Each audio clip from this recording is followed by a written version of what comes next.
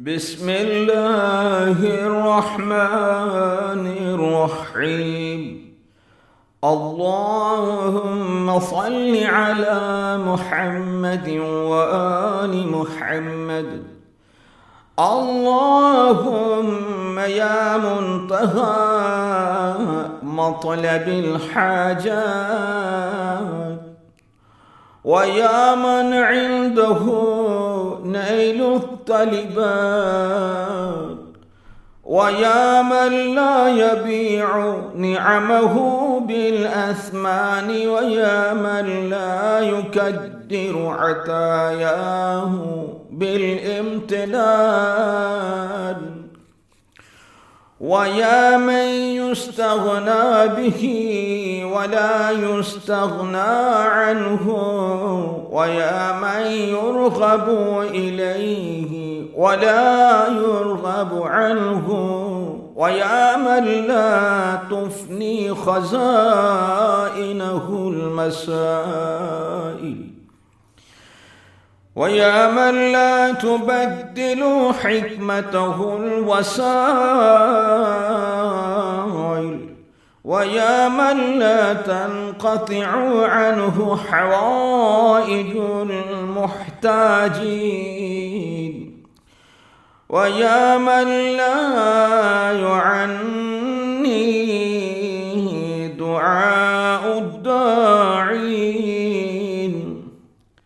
تمدحت بالغناء عن خلقك، وأنت أهل الغنى عنهم، ونسبتهم إلى الفقر وهم أهل الفقر إليك، فمن حاول سد خلته من عندك، ورام صرف الفقر عن نفسه بك، فقد طلب حاجته في مزانها، وأتى طلبته من وجهها، ومن توجه بحاجته إلى أحد من خلقه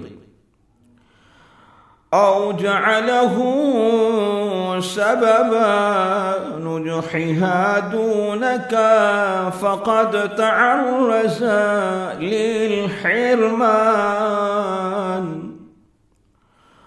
واستحق من عندك فوت الإحسان. اللهم ولي إليك حاجة قد قصر عنها جهدي،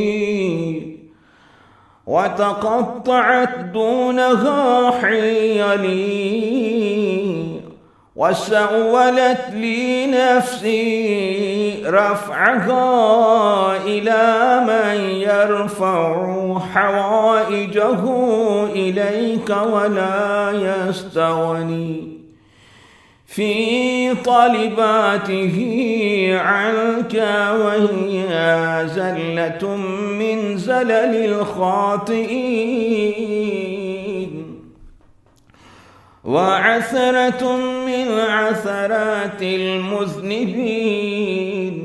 ثم انتبهت بتذكيرك لي من غفلتي، ونهشت بتوفيقك من زلتي، ورجعت ونكست بتسديدك عن أثرتي، وقلت سبحان ربي كيف يسأله محتاج محتاجا، وأنى يرغب معدم إلى معدم. فقصدتك يا إلهي بالرغبة، وأوفدت عليك رجائي بالثقة بك، وعلمت أن كثير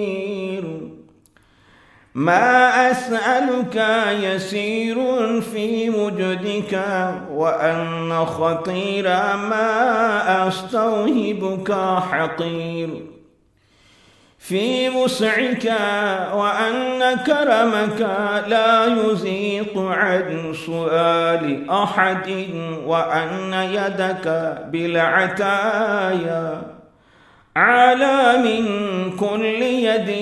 اللهم فصل على محمد وآله، واحملني بكرمك على التفضل، ولا تحملني بعدلك على الاستحقاق.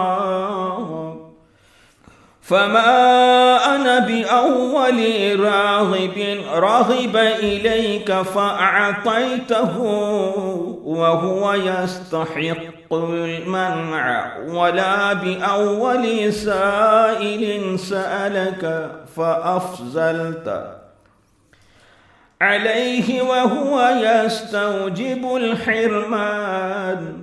اللهم صل على محمد وآله، وكن لدعائي مجيبا، ومن ندائي قريبا، ولتزرعي راحما، ولصوتي سامعا، ولا تقطع رجائي عنك، ولا تبت السبب منك، ولا توجهني في حاجتي هذه وغيرها إلى سواك، وتولني بندح طلبتي وقضاء حاجتي ونيل سوني قبل زوالي عن موقفي هذا، بتيسيرك إلى العسير وحسن تقديرك لي في جميع الأمور. وصل على محمد وآله صلاة دائمة نامية لا انقطاع لأبدها ولا منتهى لأمدها، واجعل ذلك عونا لي وسببا لنجاح طلبتي، إنك واسع كريم. ومن حاجتي يا ربي كذا وكذا. اللهم صل على محمد وآل محمد.